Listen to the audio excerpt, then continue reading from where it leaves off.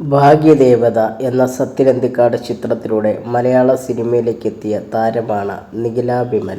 വളരെ ചുരുങ്ങിയ കാലം കൊണ്ട് തന്നെ വലിയൊരു ആരാധകരെ സ്വന്തമാക്കാൻ താരത്തിന് സാധിച്ചിട്ടുണ്ട്. മലയാളത്തിൽ മാത്രമല്ല, തമിഴിലും തെലുങ്കിലും മികച്ച കഥാപാത്രങ്ങൾ നൽകാൻ നിഖിലയ്ക്ക് കഴിഞ്ഞിട്ടുണ്ട്. അഭിനയിച്ച സിനിമകളുടെ പേരിൽ കിട്ടുന്ന പ്രശസ്തിക്കും കയ്യടിക്കും മേലെ അഭിപ്രായങ്ങൾ തുറന്നു പറയുന്നതിൻ്റെ പേരിലും എപ്പോഴും നിഖില ശ്രദ്ധ നേടുന്നുണ്ട്.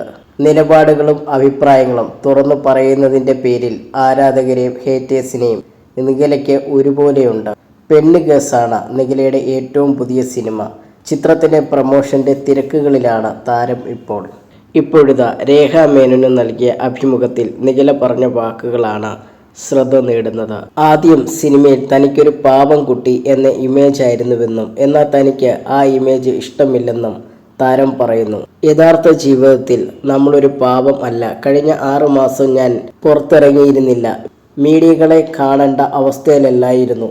അങ്ങനെയായപ്പോൾ എനിക്ക് കുറച്ചൊരു ആശ്വാസമുണ്ടായിരുന്നു. ഫീൽഡ് ഔട്ടായെന്ന് ആളുകൾ പറഞ്ഞെങ്കിലും എനിക്ക് ആശ്വാസമുണ്ടായിരുന്നു. പക്ഷെ നമ്മുടെ ഒരു സിനിമ വരുമ്പോൾ ഇൻ്റർവ്യൂകൾക്ക് വരേണ്ടതുണ്ട്. എല്ലാ കാര്യങ്ങൾക്കും അഭിപ്രായം പറയണമെന്നുള്ള നിർബന്ധമുള്ള ആളൊന്നുമല്ല ഞാൻ. വളരെ സാധാരണ കുട്ടിയാണ് ഞാൻ. എൻ്റെ ഇൻ്റർവ്യൂകൾ കണ്ടിട്ട് കല്യാണ ആലോചനകൾ വരാറുണ്ട്. ഇൻ്റർവ്യൂവിലേതുപോലെയല്ല ഞാനെന്ന് പറയാൻ അമ്മയോട് പറയും. എന്നെ കല്യാണം കഴിക്കാൻ ബുദ്ധിമുട്ടാണെന്ന് ഒരുപാട് പേർ പറഞ്ഞിട്ടുണ്ട്. ഇൻസ്റ്റാഗ്രാമിൽ ക്ലോസ് ഫ്രണ്ടൊക്കെ ആയിട്ട് ഞാൻ കല്യാണം കഴിച്ചോട്ടെ എന്ന് ചോദിക്കുന്ന ആളുകൾ ഉണ്ട്. ഞാൻ മൈൻഡ് ചെയ്തില്ല.